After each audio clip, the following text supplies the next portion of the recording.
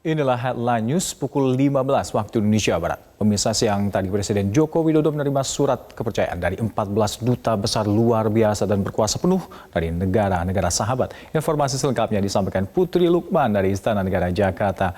Putri, duta besar negara mana saja yang diterima Presiden siang ini?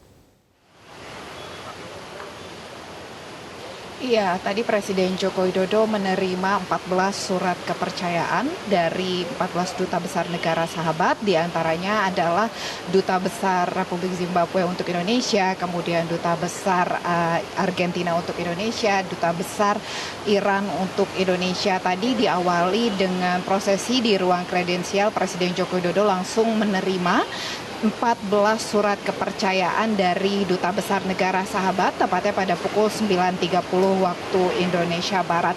Usai dari pertemuan di kredensial, Presiden Joko Widodo bersama dengan 14 Duta Besar Negara Sahabat juga melakukan perbincangan di beranda Istana Merdeka. Ada sejumlah poin yang dibahas oleh Presiden Joko Widodo dengan 14 Duta Besar Negara Sahabat.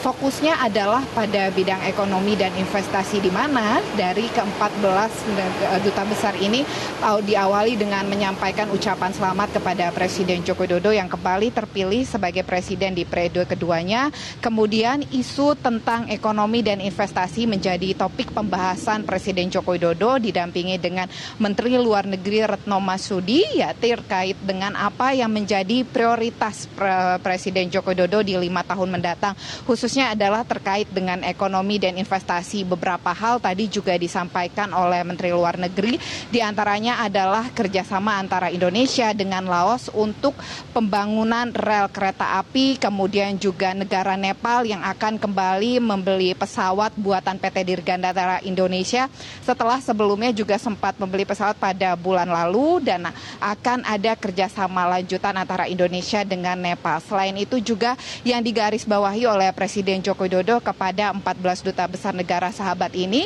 adalah agar Indonesia bisa kembali melakukan kerjasama, kemudian meningkatkan nilai investasi dengan 14 negara sahabat ini. Di sisi lain, dari 14 duta besar negara sahabat ini pun tidak hanya ditempatkan di Indonesia, ada 10 duta besar yang akan bekerja atau berkedudukan di Indonesia, sedangkan 4 lagi akan bekerja ataupun berkedudukan di luar Indonesia, di antaranya di New Delhi dan juga Malaysia.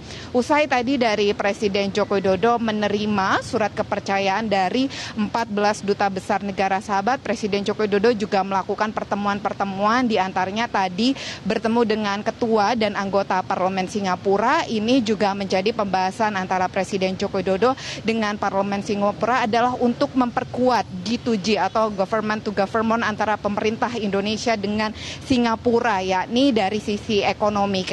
Karena terkait dengan situasi ketidakpastian ekonomi global ataupun dunia, ini yang menjadi pembahasan antara Indonesia dan juga Singapura agar kedua negara bisa semakin kuat melakukan kerjasama, mulai dari investasi, sumber daya manusia, dan juga pembangunan infrastruktur yang menjadi 5 poin atau visi dari Presiden Joko Widodo di 5 tahun ke depan.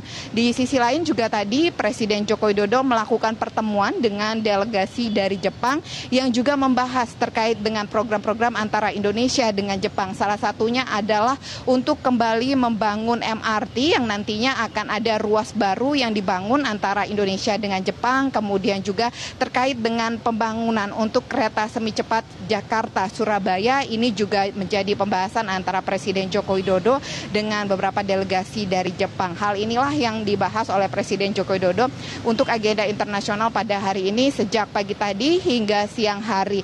Dan tadi sebelum dari makan siang, Presiden Joko Widodo juga menutup agendanya dengan bertemu Pati atau perwira tinggi dari TNI dan Polri yang sudah diterima oleh Presiden Joko Widodo, juga mendengarkan arahan terkait dengan agenda Presiden Jokowi di 5 tahun ke depan.